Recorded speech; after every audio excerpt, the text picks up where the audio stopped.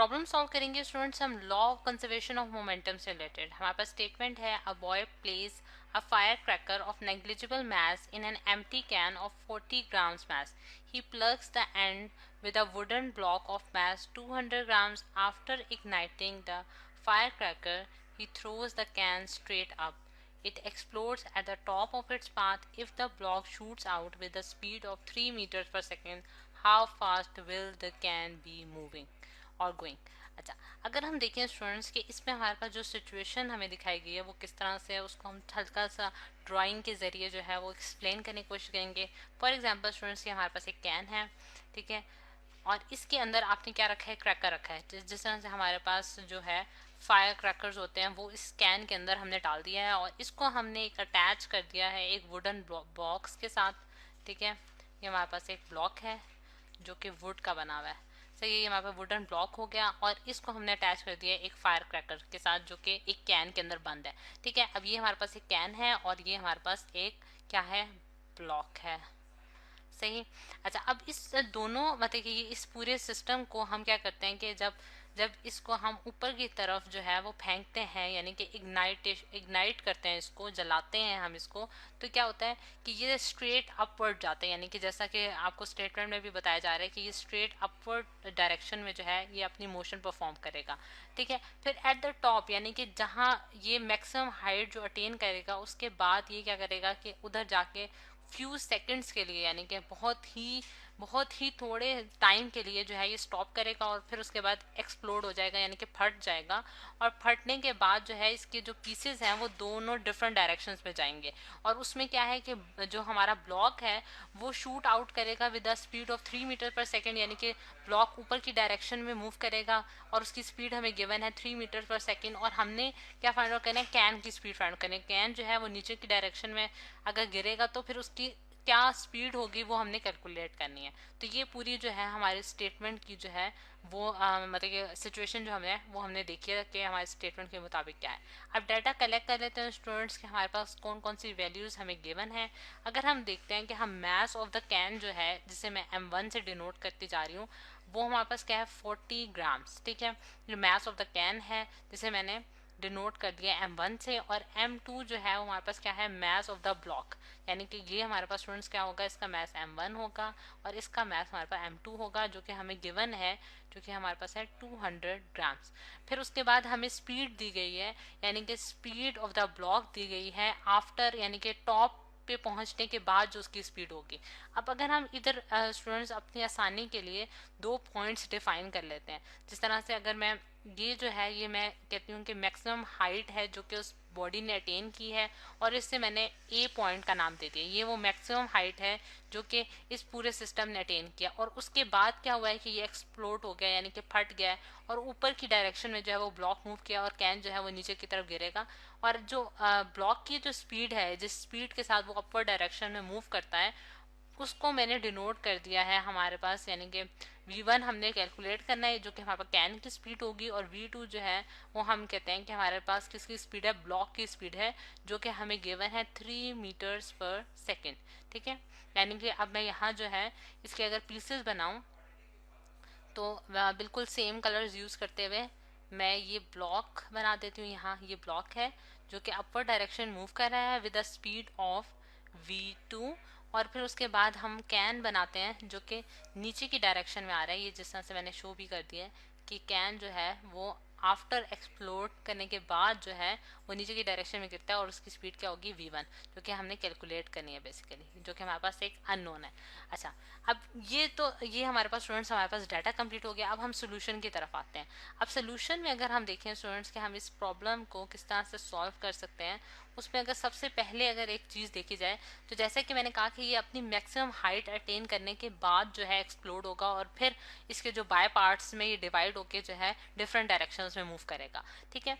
तो अगर हम देखें स्टूडेंट्स कि अगर मैं जो मैक्सिमम हाइट जहाँ उसने अटेन की है बिफोर एक्सप्लोड करने से पहले, तो वो ए पॉइंट है, और आफ्टर जो एक्सप्लोटेशन है वो उसकी जो है वो डिफरेंट पॉइंट्स पे जाके वो जो है ये इसके बाय पार्ट्स जो है वो गिरेंगे, ठीक। अब अगर मैं इनिशियल और फाइनल मोमेंटम देखना चाहती हूँ तो इनिशियल पॉइंट जो होगा, इनिशियल इनिशियल पॉइंट जो होगा वो मैं ये लूंगी जो कि टॉप हाइट पॉइंट है जहां ये पूरा सिस्टम जाके रुका है और फिर एक्सप्लोड किया है, ठीक है, यानी कि फ्यू सेकंड्स के लिए रुका है और फिर एक्सप्लोड किया है। तो ये हमारे पास इनिशियल पॉइंट होगा और उसके बाद जो है वो इनके पास जो है इनकी फाइनल पॉइंट्स जो डेस्टिनीज होंगी वो इनके बाय पार्ट्स की होंगी, यानी कि बाय पार्ट्स में कौन से आ जाता है, ब्लॉक आ जाता है और हमारे पास कैन आ जाता है। अच्छा, अगर हम देखें स्टूडेंट्स के इनिशियल पॉइंट पे इस बॉडी की, इस पूरे सिस्टम की जो वेलोसिटीज होंगी वो हमारे पास क्या होंगी, जीरो होंगी, क्योंकि इस पॉइंट पे आके बॉडी जो है वो रेस्ट की पोजीशन पे आई है।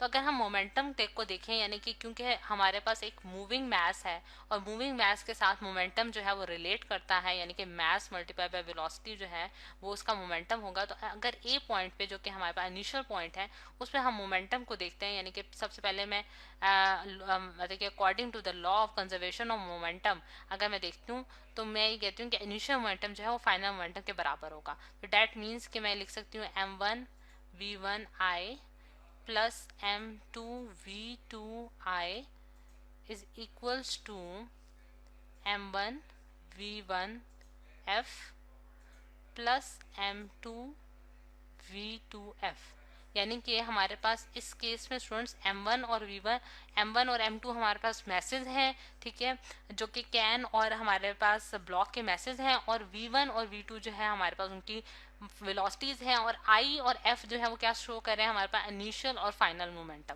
ठीक है, यानी कि इनिशियल पॉइंट्स पे जो उसकी वेलोसिटीज हैं उनको शो करेंगे और एफ जो है वो फाइनल पॉइंट्स पे शो करेंगे। अगर हम देखें कि m1 जो है वो इस केस में हमारे पास क्या है 40 ग्राम्स।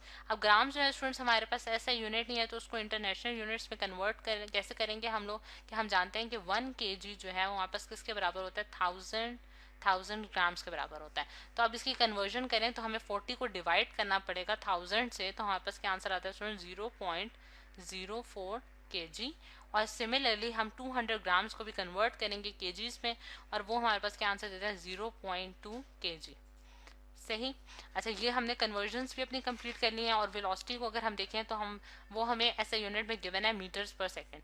अब m1 की वैल्यू मैं इसमें डालती हूँ 0.04 और मल्टीप्लाई बाय v1i यानी कि velocity of the can, velocity जो कि कैन की होगी इनिशियल पॉइंट पे उसकी वेलोसिटी क्या है स्टूडेंट 0 है।